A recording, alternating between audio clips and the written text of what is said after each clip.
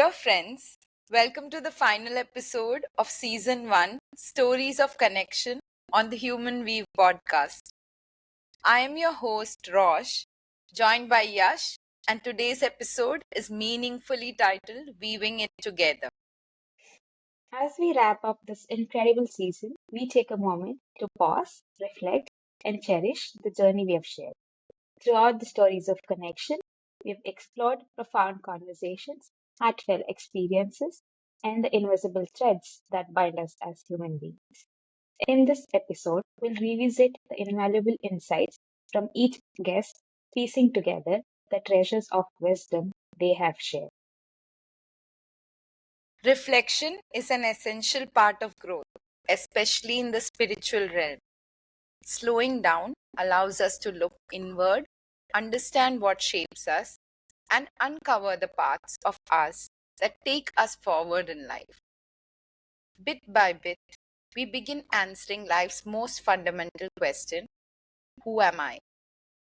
So let's take this time to weave together the lessons, moments, and connections that have made this season so special.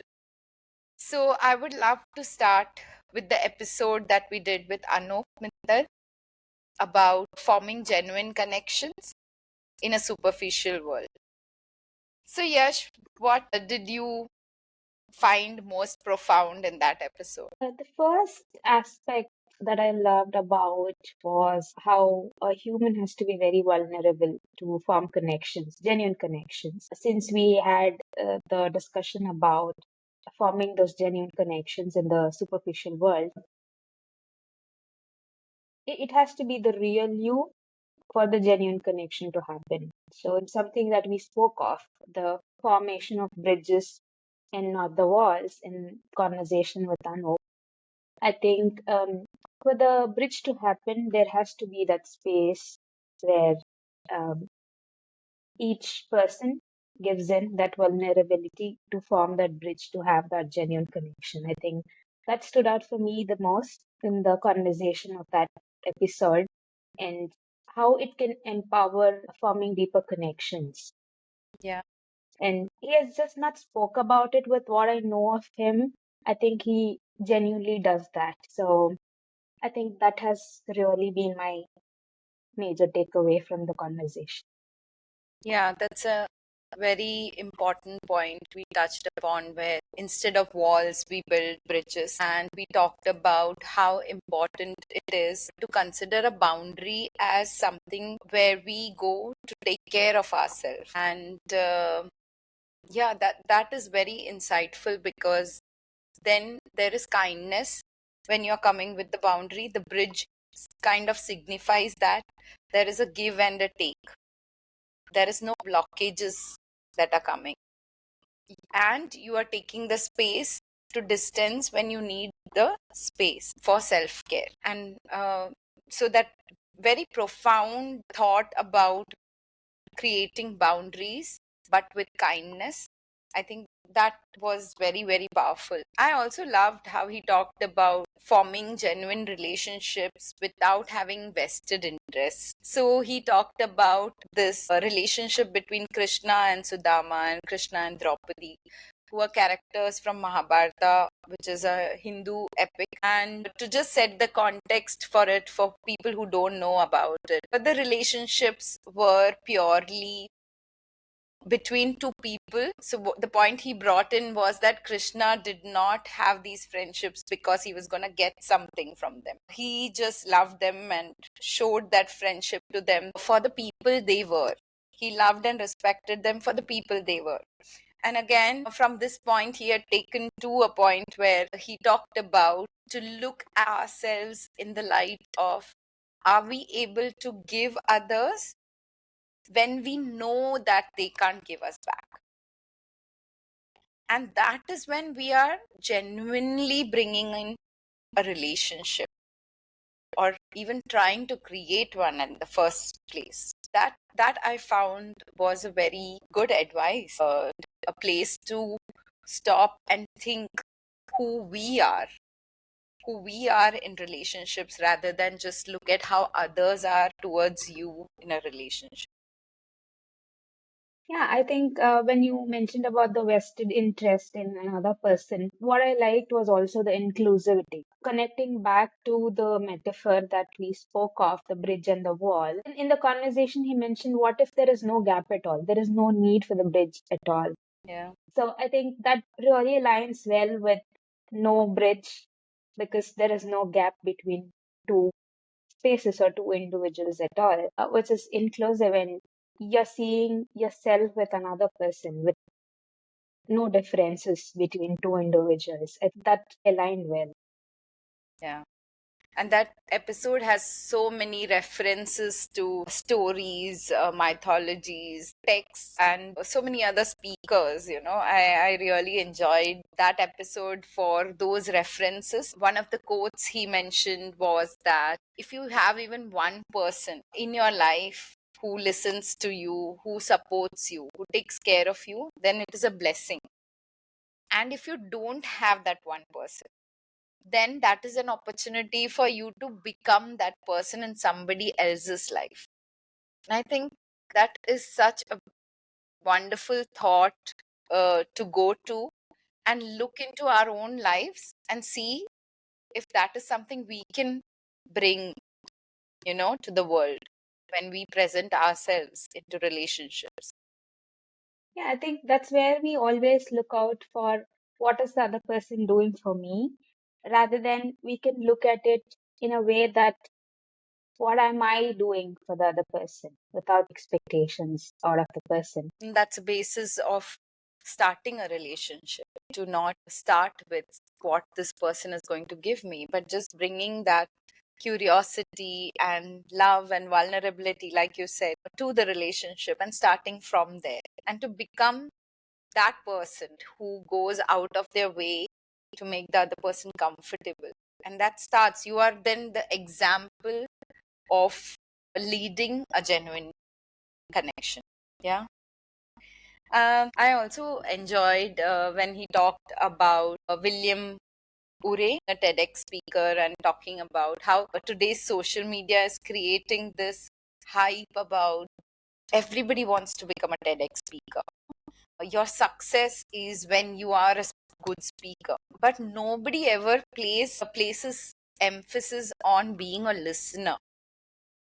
If everybody is becoming a speaker, then who is listening, right? And as a society, we don't give importance to that aspect of listening, to slow down and not just think about what we are achieving, but just being in that space, just holding that space for somebody else. Mm, That is something, yeah, each of us need to reflect on. How are we holding that space? Are we doing things to become a better listener? mm. Yeah, that reminds me of a quote. We always don't listen to genuinely listen, but we always listen to respond. So I think that is what is happening with the current relationships because we're always looking out for, okay, what do I really tell them back? But not really about what are they really trying to say to us. Not paying enough attention to what how they're feeling when they're expressing what they are expressing, but we are ready with an answer. Yeah, that's true. And that is such an important episode to reflect on. And I hope the listeners have done that part of using those reflective questions to go back and look at how they are forming a genuine relationship or a connection in the world around them, with people they have met in person or be it an online connection. We touched upon both those aspects, but yeah, it was interesting to stop and look at how we as individuals are forming connections. First episode has been very foundational to our podcast and the intention of our podcast. So it's amazing to go reflect back with those questions. Yeah. And I would like to talk about the next episode that we did with Miss Florence. Um, Again, that was a very heartwarming conversation because a lot of anecdotes from the life of a teacher, it was very nostalgic also in a way to listen to those stories, because every person can relate them to their own childhood. We've all had those teachers we looked up to or we really loved, and they loved us back, and how they impacted us. And probably as we grew up, there were more teachers and mentors, and we looked up to as a guru, in our lives. And that was a very reflective and nostalgic episode for me. Yeah, same with me as well. It brought in so many childhood memories of being with teachers. I say childhood because I've met so many gurus afterwards also in my life. But childhood teachers were more filterless. Probably as I grew up, I had all the societal filters that was attached to me, and maybe I didn't connect with them as deeper as my childhood teachers. And I totally agree with what she said about it's not what you will think about or what you have been taught by teachers, but how you feel will stay for very, very long. I think the moment I look back my own childhood with teachers and the relationship I had with teachers, it was not the person who taught me all the meritorious formulas or the academics, but the ones who were very warm, loving, and kind, and just feeling very homely because that's where you spend most of the time apart from your home, probably more than what you spend at home during your childhood. So I totally go with what she said about how you made them feel will stay for very, very long. Yeah. Yeah, so it also brings me to the fact that, not every one of us is a teacher in the real sense, but we do take up that role as mentors or to people who look up to us in certain identities that we hold in other people's life. And even there, I think these things are something that we could think about and see how it plays out in those relationships when we are in a position kind of being a teacher, or we are teaching them probably life lessons for all you know. And it is such a responsible space. Being a teacher is not at all an easy thing.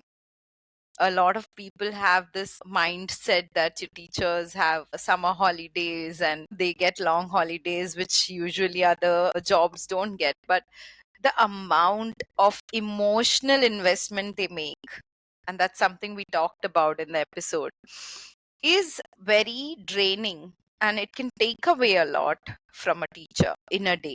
But it was very interesting when she brought in aspects of, how the child impacts the adult in that relationship and helps them, helps the adult to kind of unlearn and accept more joy and playfulness into their life.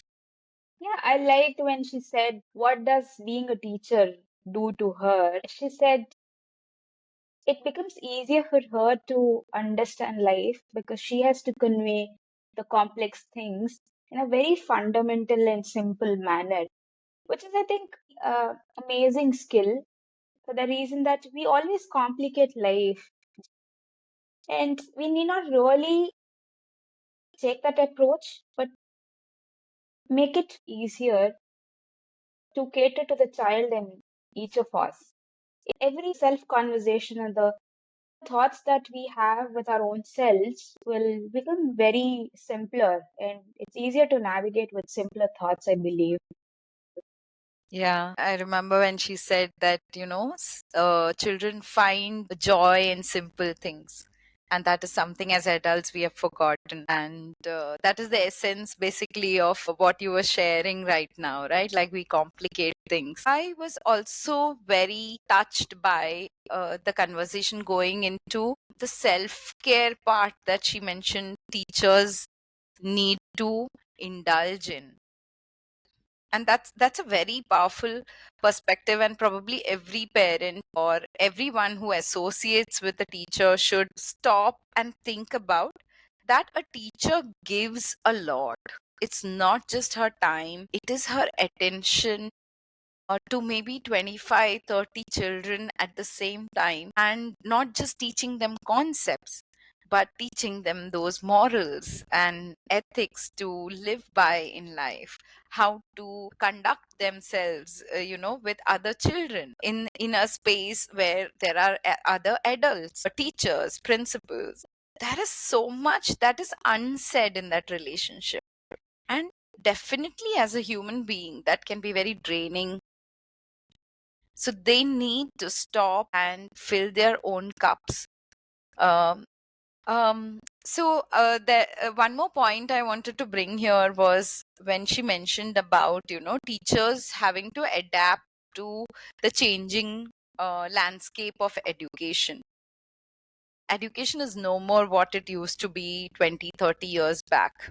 It's evolved so much. It's become very child centric. It's important to remember that a child's upbringing is a community space where the teacher, the society, the parents, everybody is coming together as a supportive community to raise that child. And it's important to be kind to each other. And that was an important point, I think, to put across so that everyone can see where a teacher comes from. If we expect good teachers for our children, then we need to provide that kind of respect and care for the teachers who are taking care of our children. The relationship of a teacher and student is very, very important. Like they say, your mother is going to be your first teacher. I think the relationship starts from home to the school. We touched on this aspect of the bonding, especially seeing what the teachers experience, the lens of a teacher of seeing these relationships. It was amazing to have Florence speak about this. So it brings us to our third episode, which was with Stefano Baroni, and I absolutely enjoyed recording this episode. It was so unconventional. Like it was like he had taken over the podcast completely with his experiences and his insights into music being such a powerful force to connect people across boundaries, across barriers. So, something I really liked in this episode was when he talked about in today's world how music is considered to be entertainment more than anything, and how about 100 years back it was so much more, right? It was part of tradition, culture, it was part of religion. How we connected with God also brought in music. So, so integral a part of it. Whereas now music is seen more like an entertainment source. And that brought in so many deep insights into the power of music. We talked about how music can heal and bring out emotions, bring out so many powerful things from inside a person that they have probably repressed, suppressed, and kept. And the wonderful example he gave for this was the drum circles. What would you like to add on to that? I remember him mentioning about when he plays his instruments, he feels safe and trusted. Whenever he wants to experience trust and safety, he would go back to his time of playing instruments, especially in the mornings, which is his form of being very mindful and being in that space of meditation. And I liked about going with the flow. I think music is something which just goes in the flow. There is no structure to it, there is no pattern to it, and just go with the flow. And his comparison of music being a way of life or being an expression of how you express your being, I think it was very beautifully aligned, the analogy of music and way of life. Yeah. Yeah. I remember how he told about those music circles and drum circles where he would play, and there have been instances where people have cried or those emotions were just flowing out. And when you say about not having a structure, so he also talked about, classical music is considered above everything else. because of the structure and the discipline, which is also important. Like he talked about the math being there in it and all those structural theoretical components of music, which is important for the discipline.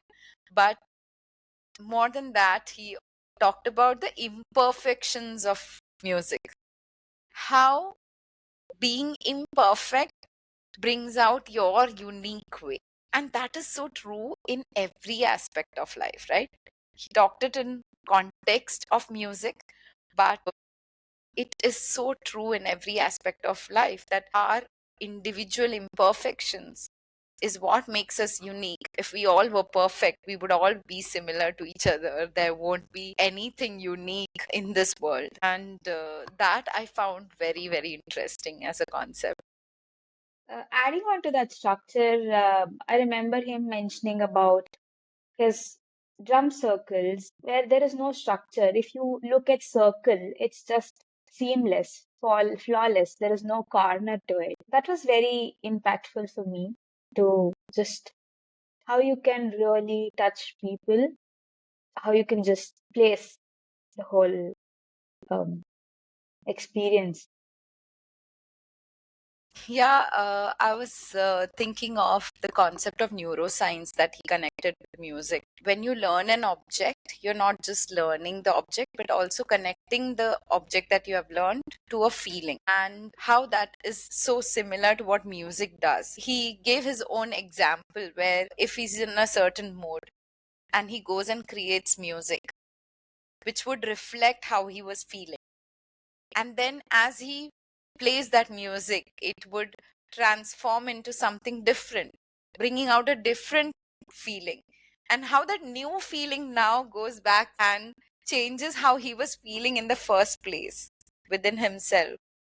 That is something I think we all experience when we listen to music, any form of music. If we are, feeling dejected in life or we are really sad, we tend to go and listen to those melancholy kind of music, and it can take us into a very reflective space. Whereas, even if you are feeling melancholic and you want to change that, you just pep up and put a song that is, full of vibe and energy, and immediately it uplifts your mood, and you feel like dancing or singing aloud, and that is something that each person who has engaged with music in some way has experienced. I loved his comparison of micro and the macro when he was mentioning about the neuroscience.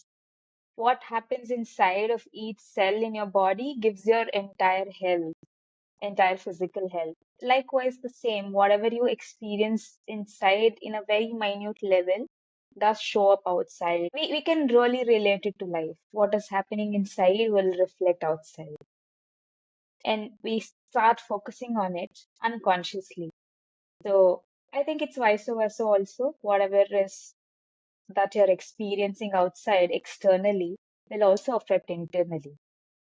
So music could be used that way. So if you're internally disturbed, a good music can help you feel better at that moment. And if you're feeling good, you can put in a nice peppy music to spread it across to people around you. Yeah, that's true.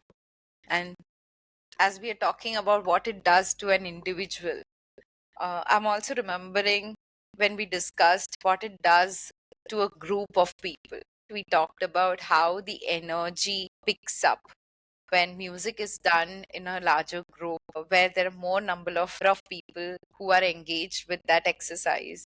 He talked about his daughter who played on a TEDx stage, and it was her first experience. But as she started drumming, the people picked up on that energy, and about 300 people in that room, and this little kid playing the drums, and how it picked up everybody's energy and how they responded. That was something that came so alive when he was describing that event. And we discussed in the episode too that we have experienced that in concerts, where we have come together and sang in group songs, or when friends are sitting together and singing. There is a different energy that it brings to groups or communities, and how those can be used to bring some positive energies or connections in people on a larger scale.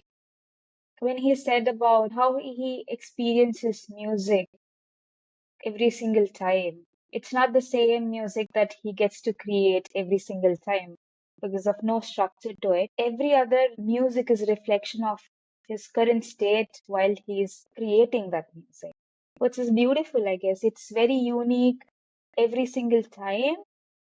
That's amazing to even just think about every single time you're creating that masterpiece, which has some situations or experiences attached to it, takes you to that moment of beautiful memory that you have attached to that particular piece of music.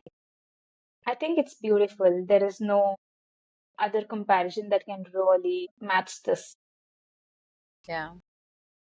And the fact that, his passion for music is so connected to life and life's philosophy, right? It shows up that he's been a musician for the last 40 years, when he said he started at 7. And uh, it was coming through how he living his life based on what music has brought to him. When he mentioned when he played in the prison, when he did a facilitation at the prison, how he did not want to know what these people in the prison have done. They might have killed someone, or he wanted to just look at them as human beings and be there as a human being, connecting to them in that sense. And that was so profound and deep. We go with such a strong sense of judgment when we look at people in the prison. But he brought out that aspect that music can kind of equalize everyone. You are just another human being who is taking in that music and experiencing it. And the way he even broke out into music when we asked a question, like he answered us through music. It just shows how powerfully music is part of him. And he also showed us that through that episode, that how we can use music to create something much more meaningful in our own lives and the lives of others. Yeah, him performing for the prisoners. What he said, something meaningful, so meaningful that it stuck to me, is you need not really know, but just the intention of me doing my work is enough. Why am I really playing? That is more important than how is it being received. So I think that's very important on how we are. It may not be just music, generally in life, how we are performing, how we are being with intentions matters more than how it is received on the other end, which is nowhere connected to us. Our intention has to be good enough to perform our roles. And the fact that, in our everyday environments, we don't realize the potential we actually have, and how music can shift that, take us out of that comfortable environment and make us realize the kind of potential we actually have. That was very interesting. That was one very mind blowing episode for me. Yeah. And I can't thank him enough for the reason he created our music for the podcast, which is very in sync with what we wanted. Exactly. We are deeply grateful for him for giving us this beautiful piece for our podcast. Can't thank him enough. I just wanted to add there that, I love the way he kind of brought in, so how we thought of human weave, right? Like one person unique person coming in at a time and then weaving together with another one. He brought in the music exactly like that, one piece of music, another piece of music, and then slowly they all merge into that beautiful weave. I think that was really so thoughtful, just taking in the essence of how we explain what is human being. Yeah, totally. Starting off with one instrument, probably in a very subtle manner, and towards the end, it's so intense. No words to explain how beautiful that music is. It's just amazing. Shows the power of music. Yeah, definitely. So after our Power of Music episode on how music takes us to a different world, our next episode spoke about having home away from home, having to build your home in a different world, in a different country or a different place altogether. I'm sure it was very relatable to you. So yeah, in that episode, I was fascinated how he started off by saying, he grew up in a family with rigid beliefs and very closed mind towards other people, and then at the age of 17 moving into Air Force and immediately seeing that the world is made up of all sorts of people, and then accepting it. There was a very important point he brought in, that open mindedness is one of the most important things when you move from one place to another, that you need to have. And that is, having lived as an expat for the last 15 years, I think I can clearly vouch for that, that when you see new people, judgment factor which the society is kind of put, saying that this is the right way of living, or this is the right way of talking, this is the right way of wearing clothes, every concept you are told is the correct way to do, can kind of immediately fall apart, when you are in a new place. And if you're not adapting to an open mind, this can be a very difficult place to be in. You can feel very lonely, very isolated very quickly in that new environment.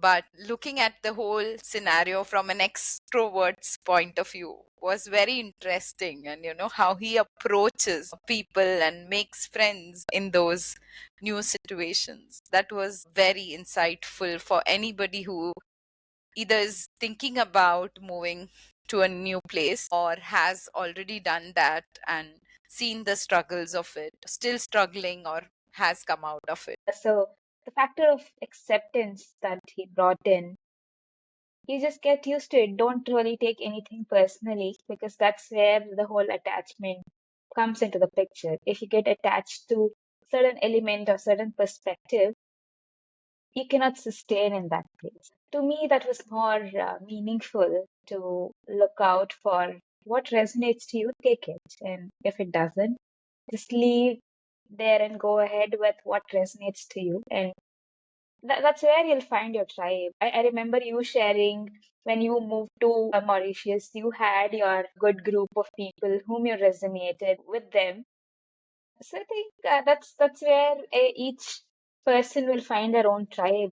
You'll always have somebody whom you can resonate to. Yeah, and it was very interesting how he brought in the concept of having four types of people he knows.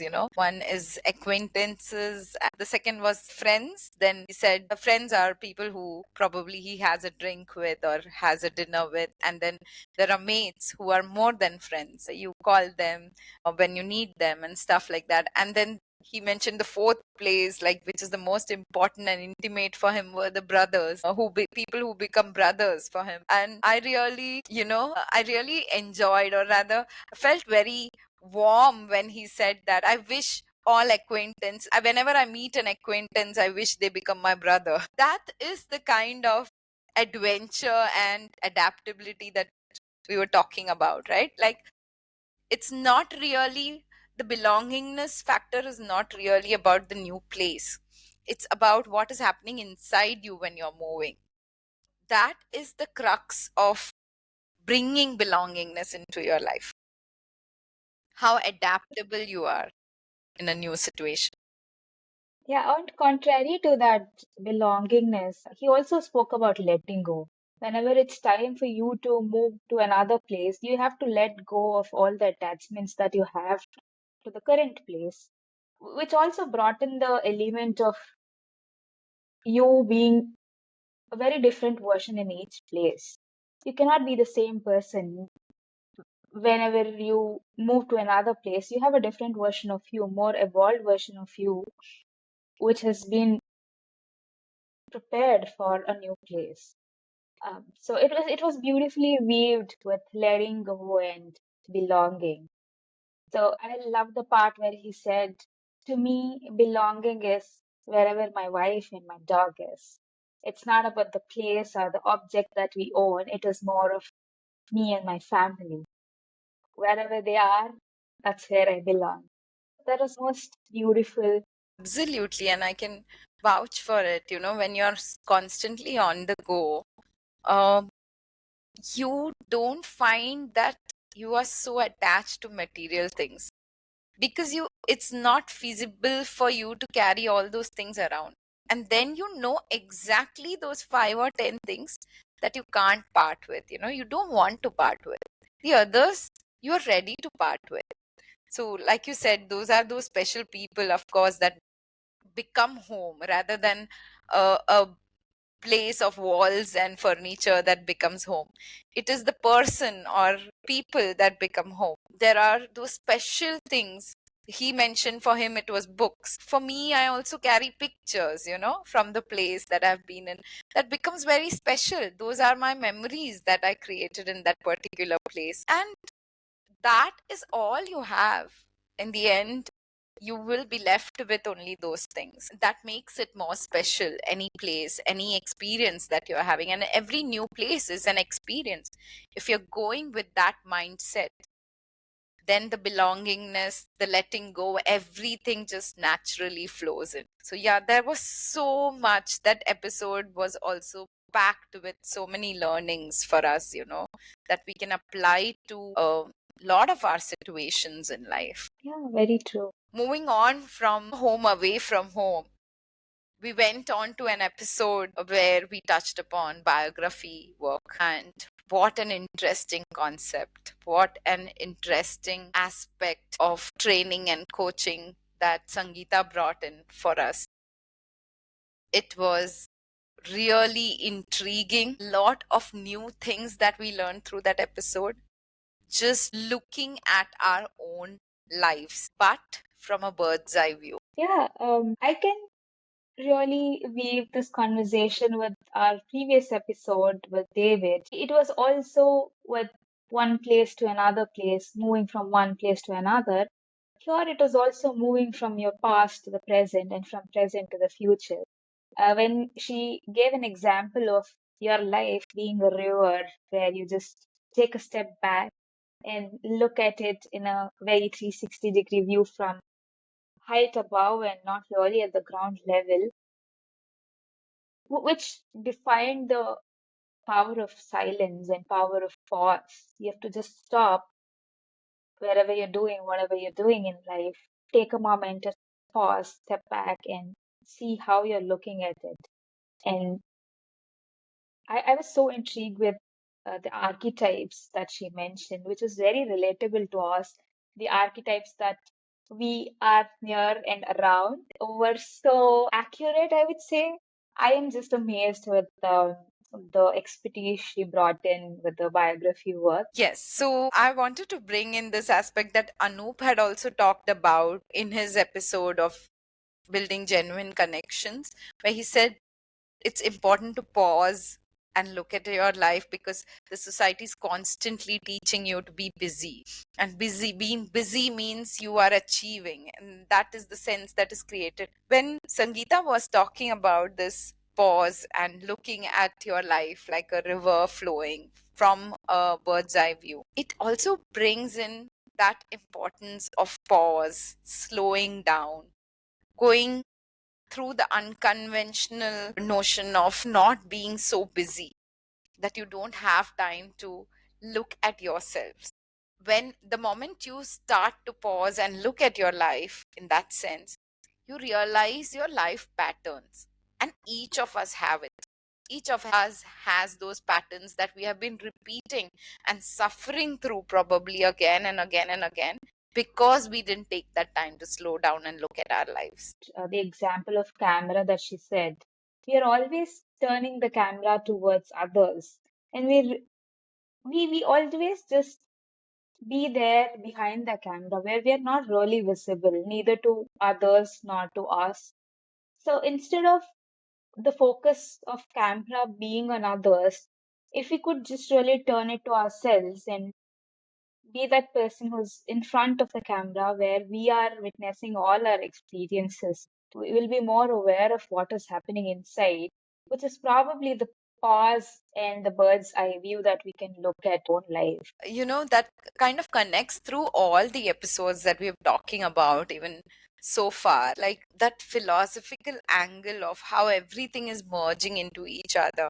The moment you said that, the camera is turned towards the outside, the fact that, we are conditioned to believe that looking at ourselves means you're thinking only about yourself, or it's a selfish way to look at things, and but not focusing that for each individual it's important to take that kind of a detached view to their own lives, because the moment we do that, we are able to see ourselves for who we are in the real sense, and not in the image that we are kind of creating for the society to see. And the moment you start doing that, everything kind of peels out like layers, like peeling an onion. You start going towards the core of who you are. And that is what life work brings for you, peeling those things. And I remember the story she told about one of her clients who was the good girl of the family, and she did everything perfectly. Her parents doted on her, and then she went into an abusive marriage. And because she was such a soft person, she didn't know how to react to it. And the day she came to this workshop with Sangeeta and heard the stories of other women and how she flipped her own story, she wanted to create a new river for herself, her river of life. She wanted to kind of renew it completely. That was such a powerful story again. Yeah, on how she also related about we're always blaming it on something.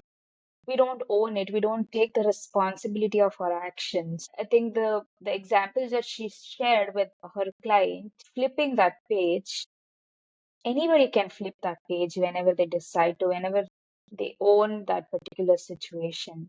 You just have to decide and you can flip that page or even start a new book altogether. So, owning that situation is something that I took away from that episode with Sangeeta, rather than blaming it on situations, on life, or any external factors that are attached to it. Yeah. And that kind of brings me to think about, the biggest challenge when we look at our own lives is that we are not ready to be honest. We're not ready to be vulnerable. That's something we also talked about in building genuine connections. That vulnerability and honesty towards your own self is the most important factor to connecting with yourself. And like, if you want to own up your life, you have to start being honest to yourself first. That is the first step to change. Yeah, it also circles back to acceptance again. Accepting your mistakes so you can correct them and move forward. You need not really prove it to anybody, but to just your own self. Yeah. And I think it's a beautiful way to wind up that particular episode was, if you don't know who you are, the society is going to define it for you. So it's very important to kind of look at your own past life and look at it from a very objective point of view and move ahead to get a better future make your present as well as your future better. Yeah, very true. So, moving on to our next episode was with Julia Chandrasekharan about being a mother as a parent connecting to your child through adoption as well as through birth. For me, it was one episode I think my heart belongs to in a way, also because my personal story is very similar to hers. But I think there was so much information there in terms of understanding any individual's choice and letting them, or rather, looking at it with the curiosity of wanting to know, which is okay, but not coming to that space and letting that person be without being judgment. Yeah. That's something that is very close to me as an issue. I understand those words so perfectly because I've lived through it. And there is so much of sensitization that should happen in the society. And I think that episode was bringing out a lot of those kind of conversations. Yeah, to me, it was a whole lot of different experience to look at things very differently. Though I've heard these stories of adoption, which is probably portrayed as a charitable act in some situations where I've seen it, like you adopting. It just need not be another human, but more also with the pets that I've seen. It is more of you're being that savior of that living being. It can be a human or it can be a pet, but it need not be that. Probably that element, that perspective and the understanding brought in a lot of profound insights for me on how to really look at life. The open mindedness on how you look at these sensitive issues, like you mentioned, and be very responsive towards it, be responsible in acting towards it and not be very judgmental. And it's very individualistic whether one chooses to adopt or not. It depends on their own personal opinions, and it need not be really criticized or labeled as such with different names. And I feel that's very cruel as human beings to be very judgmental about it when we don't know really the behind the scenes of why the judgment was made in the first place.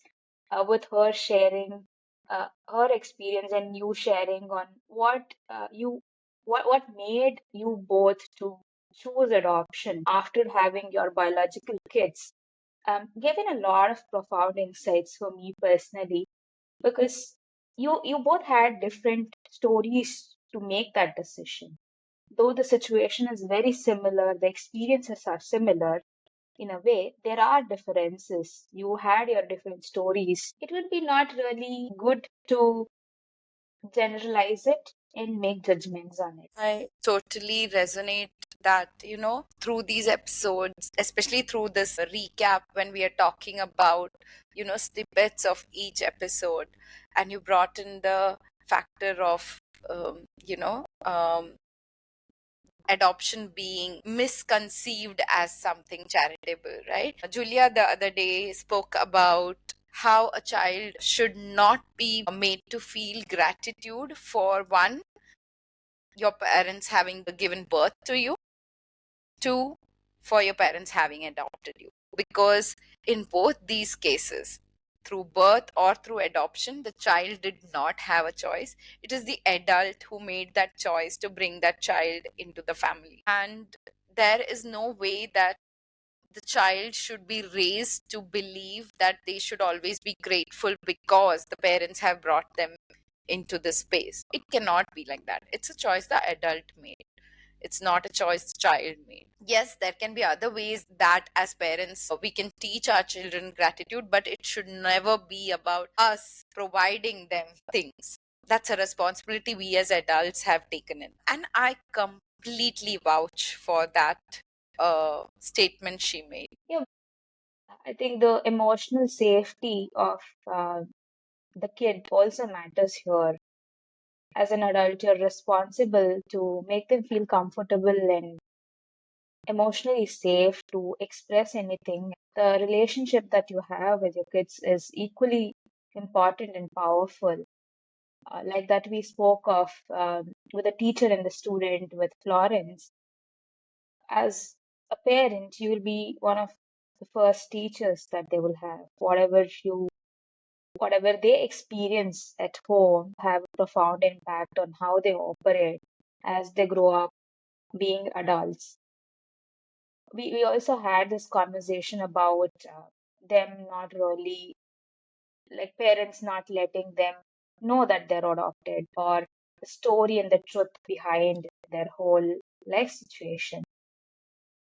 What I liked about it was when she said, why do you have to really base that relationship with a lie altogether as a foundation? Truth can be more easier to accept than a lie, which is found later, maybe through somebody or by your own self. It would create more pain than the truth being told, so that they know what is the truth and they don't shield the pain, but prepare them for the pain if that comes in any time in the future. I think as parents, it's very important. It need not be just the adoptive kids, but also the biological kids. You prepare them for all the situations rather than just restricting them from your own perspectives and from your own life experiences, rather than shielding them with all the comforts. As a parent myself, I can say this, that fear is a very natural thing for any parent to feel towards their children. So every parent wants to protect their child, not feel the pain. They don't want their children to feel the pain. But we have to, as parents, accept this, that we cannot protect them in every circumstance. The best thing we can do for our children is to prepare them for the worst, prepare them for the rainy days, and believe that they will intuitively pick up from the guidance that you have provided. They will pick up what's best for them, right? And that openness and acceptance and trust, these three words play such an important role in a relationship between a parent and a child, be it adoptive or biological, does not matter. But open communication, accepting the child for who he or she is, and being honest about your relationship, your fears, your emotions. That is what lets the child know that they could have those things too, because they look up to the parents. When they see that the parents are open about these things, they're not, like you said, not basing the relationship on a lie. They're not basing the relationship on, in the name of protecting, building up stories. They learn to trust an adult much better. They learn to trust another person better. And that is what forms meaningful connections. And that's such an important part of growing up, which a lot of parents never realize. They want to hold on, they want to protect, like it's almost like it's your purpose to protect your child from every harm. No, you cannot, because your parents couldn't do that for you too. You had to go through the suffering, the pain that you had to go through. Your parents couldn't help you and shield you from all the pain in the world, and you can't do the same to your child. There has to be an acceptance towards that.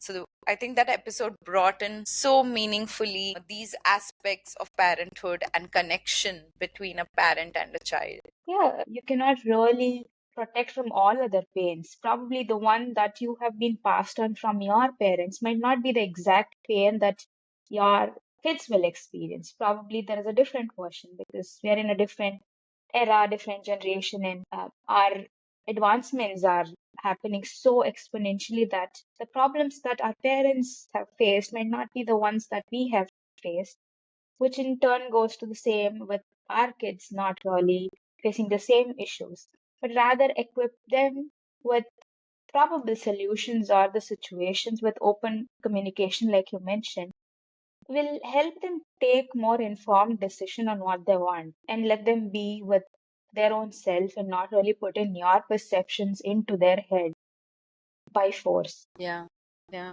totally. And it's beautiful how all these insights from the episodes that we have talked about takes us to understanding ourselves better.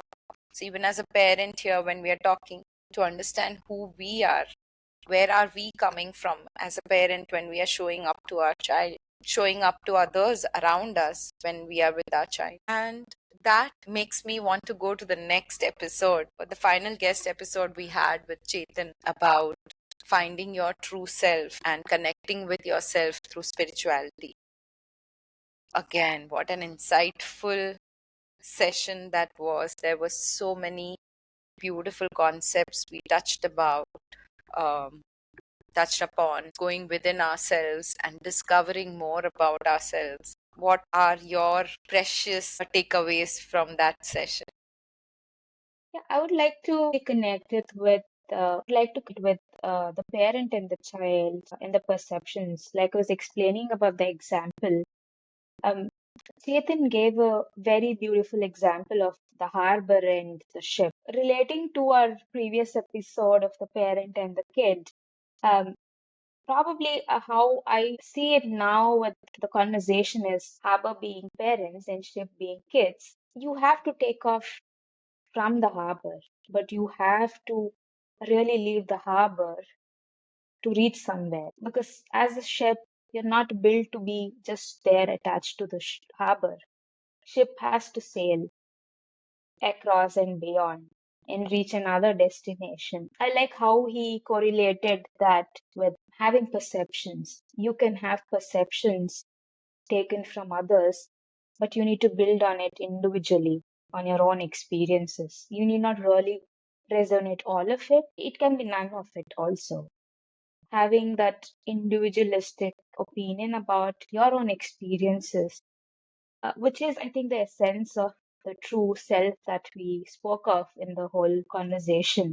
That has stuck with me a lot. The harbor and the ship also stayed very strongly with me. He spoke about it in terms of religion being the harbor and spirituality being the ship that has to take off, a religion being just the starting step, probably, of spirituality. But to truly understand the essence of being, you have to sail your ship from the religion and go deeper to discover yourself. And like you said, each to their own journey, right? It cannot be defined by somebody else.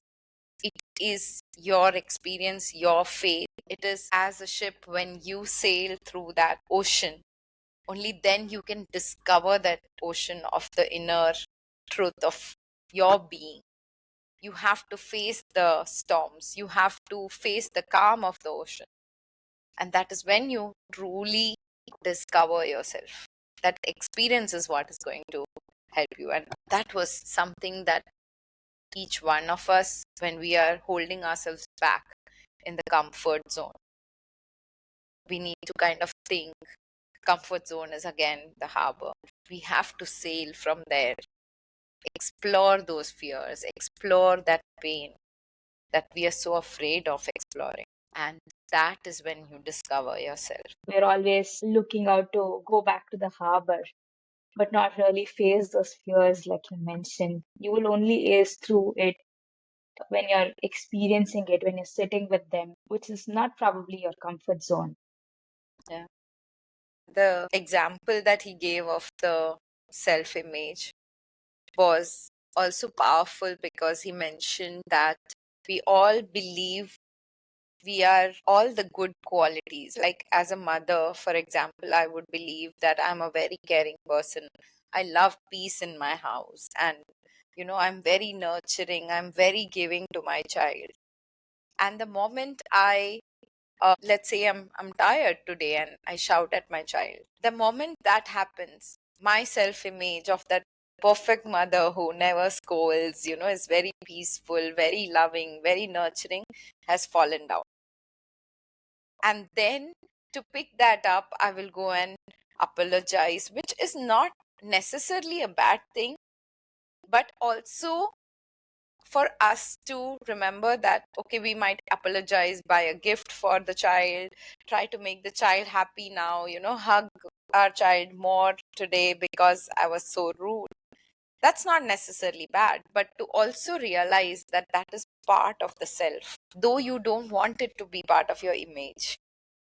Those negative traits that we bring in is also us.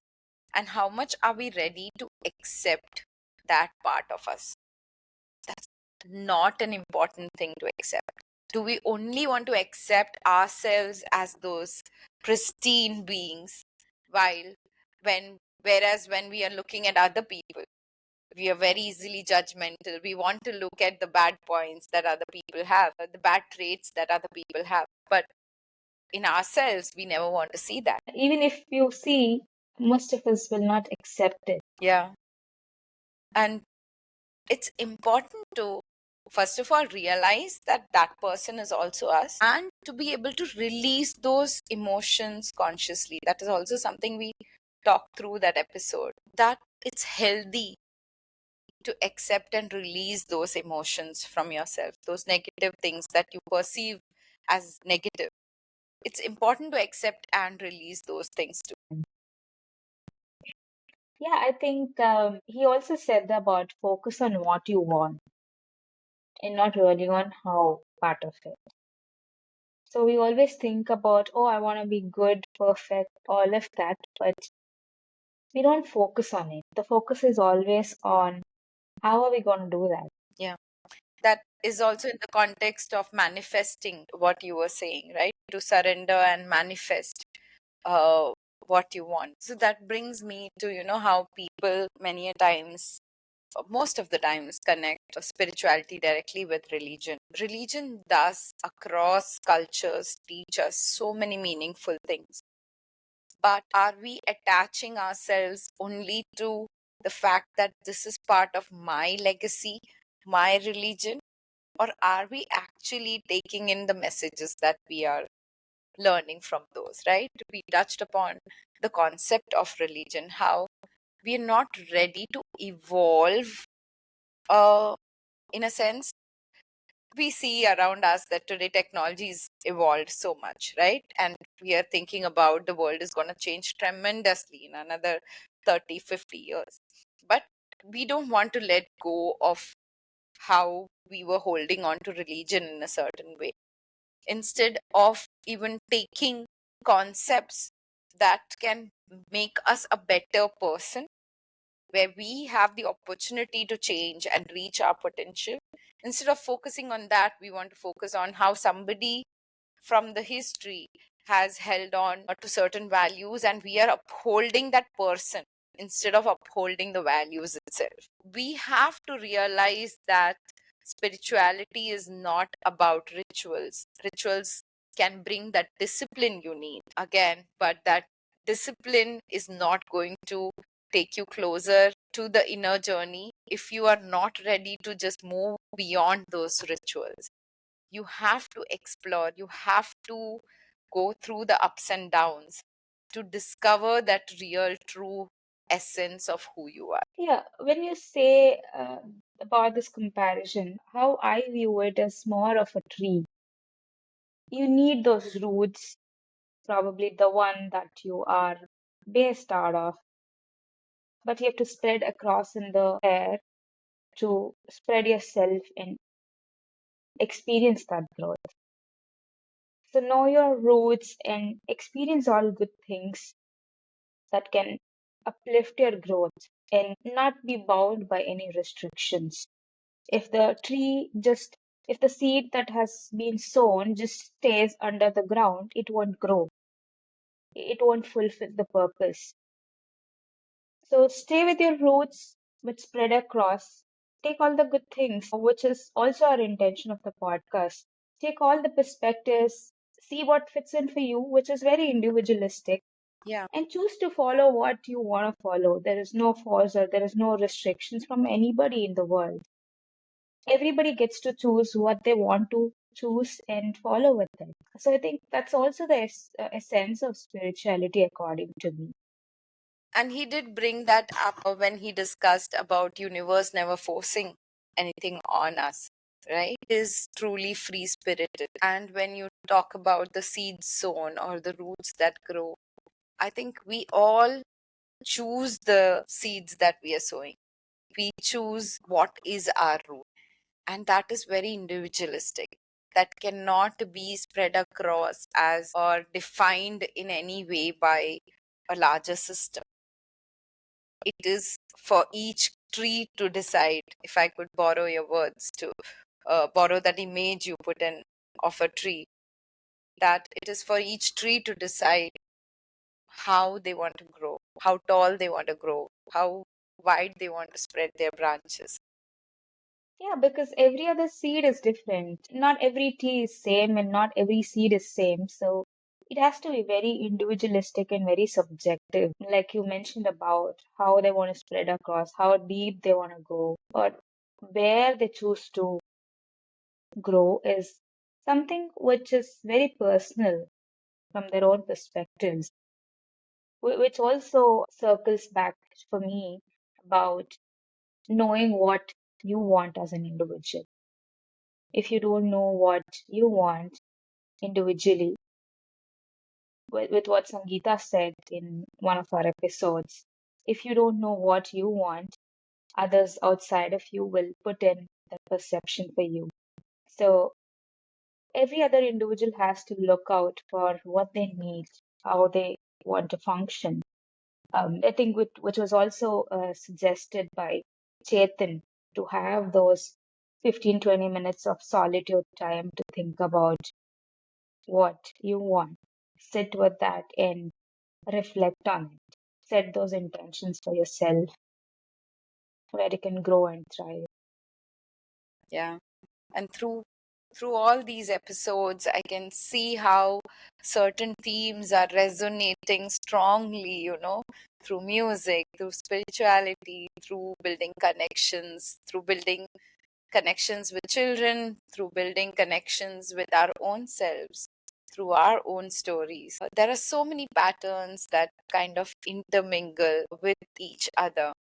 And we can so correlate each episode. I think that is something that happened while we were doing the recap today also, that there were so many themes that were cutting across different topics and moving into the other space, because in the end they are all connected. There are people all around us whose thoughts can inspire us, shift our perspectives, and open our eyes to new possibilities. So through this season we have shared stories of connection, each one offering a unique lens to help you define what connection truly means to you. Yeah, ultimately, it's our own responsibility to look within and dive deeper, to step into our own fullest potential. We also had our visualization episode.